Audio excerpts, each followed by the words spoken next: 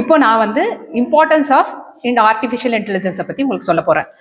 Importance என்ன அப்படின்னா, நம்ம ஆர்டிஃபிஷியல் இன்டெலிஜென்ஸை வந்து படிக்கணும் அப்படின்னா அதோட யூசஸ் என்னன்னு நம்ம தெரிஞ்சுக்கணும்.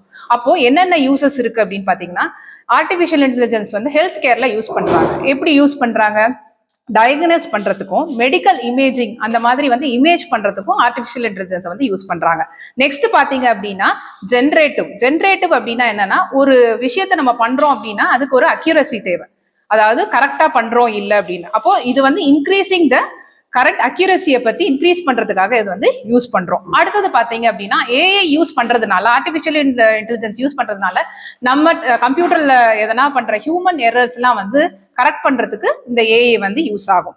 அடுத்தது வந்து ஆட்டோமேஷன் பண்றதுக்கு. ஆட்டோமேஷன் எதுக்காக அப்படின்னா, ஒரு விஷயத்த வந்து ஆட்டோமேட் பண்ணி அப்கிரேட் பண்றது. இப்போ வந்து நம்ம லிஸ்ட் ஆஃப் ஸ்டூடெண்ட்ஸ் டைப் பண்றோம், இல்ல எதனா ஒரு வேலையை வந்து நம்ம ஆட்டோமேட்டிக்கா வந்து அதை வந்து பண்ணுற அளவுக்கு வந்து ஏஐ வந்து இப்போ இம்ப்ரூவ் ஆயிருக்கு. நெக்ஸ்ட் பாத்தீங்கன்னா, மேனேஜிங் த ரிப்பிட்டேட்டிவ் டாஸ்க். ஒரு டாஸ்கை வந்து திரும்ப திரும்ப பண்ணாம ஆட்டோமேட் பண்ணும் போதே நமக்கு வந்து என்ன ஆகும் அப்படின்னா, அந்த ஒர்க் வந்து கொஞ்சம் ரெடியூஸ் ஆயிடும். ஸோ இதுக்கு வந்து பாத்தீங்க அப்படின்னா, ஏஐக்கு வந்து நம்ம யூஸ் பண்ற லாங்குவேஜஸ் வந்து பைத்தான், மிஷின் லேர்னிங், இந்த மாதிரி வந்து பேசிக்கான லாங்குவேஜஸ் வந்து லேர்ன் பண்ணும் போதே நம்ம வந்து ஆட்டோமேட்டிக்கா வந்து கொஞ்சம் கொஞ்சமா நம்ம ஆர்டிஃபிஷியல் இன்டெலிஜென்ஸை வந்து நம்ம கத்துக்க முடியும்.